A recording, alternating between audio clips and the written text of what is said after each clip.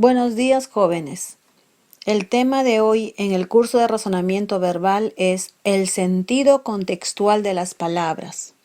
Antes, les voy a dar a ustedes las indicaciones. Al final tienen dos actividades que realizar de todo el tema de hoy. La primera actividad va a ir a tu cuaderno y la segunda actividad va a ir a tu folder. Ambos desarrollados y lo vas a enviar a mi correo en la fecha que te indico. Voy a evaluar la puntualidad, la presentación, la ortografía, caligrafía, contenido, originalidad y creatividad. El sentido contextual de las palabras. Vamos a partir primero, ¿qué es la palabra? Podemos definirla a la palabra como un conjunto de letras o sonidos que forman la menor unidad del lenguaje con significado. También podemos definirla como un signo lingüístico o unidad de significado que nos permite comunicarnos. Y a través de ella vamos a poder expresar o transmitir mensajes, pensamientos, sentimientos, etc. Cada palabra cumple diferente función en una oración. Pueden ser sustantivos, adjetivos, verbos, pronombres, adverbios, artículos, preposiciones, conjunciones. De acuerdo a la oración va a cumplir una función determinada. Y si vemos de acuerdo a su morfología o su estructura, pues están conformadas por morfemas, por lexemas, ya sean morfemas derivativos, morfemas flexivos, etc. ¿Qué es el sentido contextual? Como ustedes saben, cada palabra cumple una determinada función. Cada palabra tiene un significado diferente a lo que yo quiero mencionar. Por eso dice, el sentido contextual es el significado que se le da a una palabra dependiendo del contexto en el cual se encuentra la palabra. Por ejemplo, en mi diccionario tengo el término cortina, como tela que por lo común cuelga de puertas y ventanas como adorno para aislar de la luz y de miradas ajenas. Y también tengo otra definición, como aquello que encubre y oculta algo. Este término tiene dos acepciones. Por ejemplo, te pongo ahí. 1. Jade bajó una cortina para lavarla. 2. Nadino echó una cortina sobre su tendencia sexual. Vemos que el término cortina, a pesar de que se escribe igual, su significado es diferente. La expresión número 1 es muy diferente a la expresión número 2. Por eso el término cortina depende del significado o del contexto, en este caso, en que se encuentre esa palabra. Son dos términos totalmente distintos. A eso se refiere el sentido contextual. Dentro de este tema vamos a trabajar con la sinonimia contextual, antonimia contextual, el significado denotativo y el significado connotativo. Como ustedes saben, la sinonimia es aquel término, aquella palabra o expresión que tiene un mismo o parecido significado. Pero para poder trabajar lo que es sinonimia contextual tenemos que evaluar bien cuál es el contexto en la cual está esa palabra. Por ejemplo, insípido o insulso serán términos sinónimos, pues por supuesto.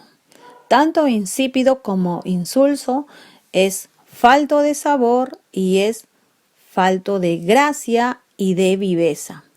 Son dos términos totalmente sinónimos. Tenemos el ejemplo, la oración 1 que dice: las noticias provienen de fuentes fidedignas. Y número 2, las aguas llegan de fuentes termales. El término fuentes en ambos se escriben igual, pero su significado cambia de acuerdo al contexto en donde se encuentra esa palabra.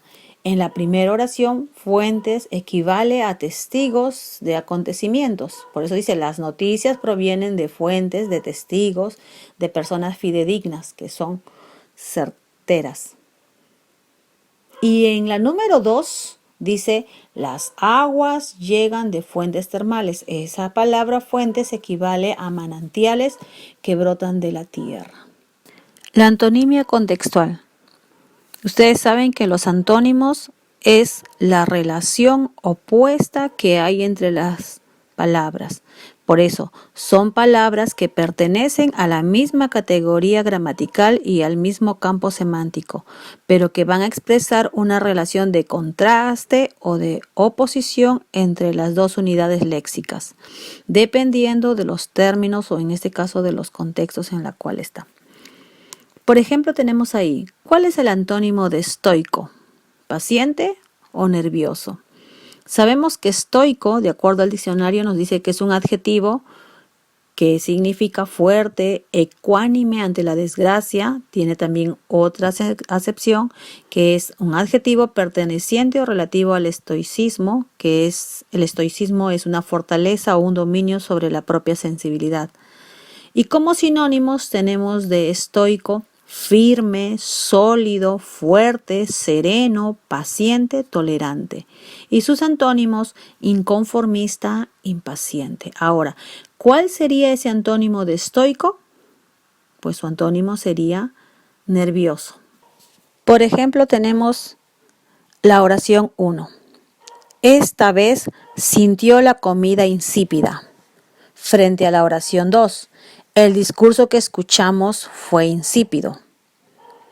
Podemos ver que el término insípido o insípida, sus sinónimos son de insípido, desabrido, simple, insustancial, inexpresivo, o también soso, insulso, es decir, de poca sal o sabor, que no tiene viveza, ni energía, ni gracia.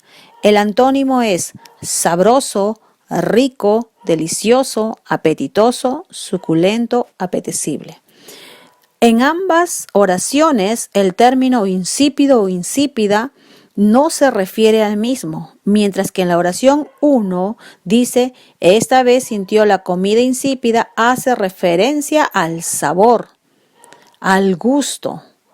Y en la oración 2, donde dice, el discurso que escuchamos fue insípido, hace alusión a la falta, ya sea de recursos expresivos o que no es bien, o que es insustancial, o que no estaba bien elaborado, o que fue muy sencillo.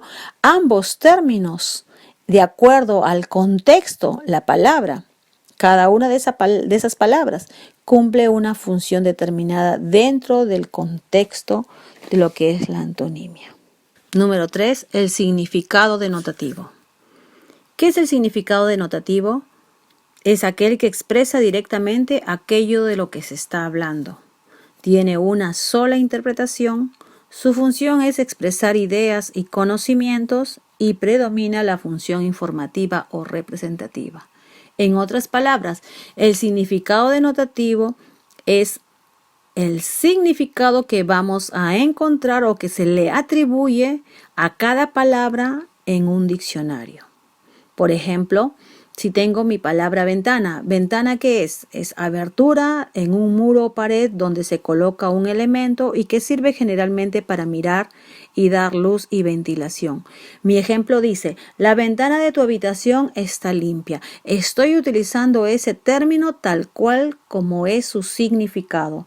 Su función es solamente expresar una idea, expresar conocimientos y solamente tiene una interpretación. Pero en el significado connotativo ya es muy diferente.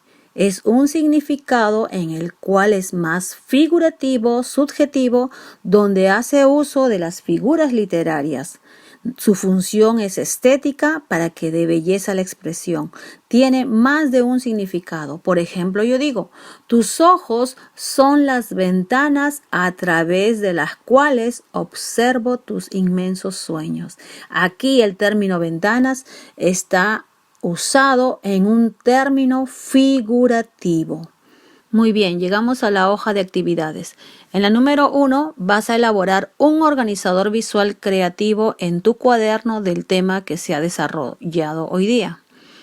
Puedes elegir si quieres un mapa mental, un cuadro de llaves o un mapa conceptual, como tienes ahí en la parte final los modelos.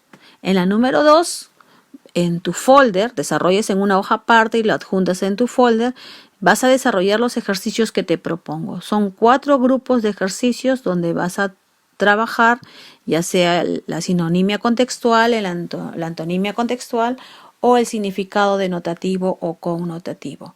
Bueno, jóvenes, eso sería la clase de hoy. Gracias.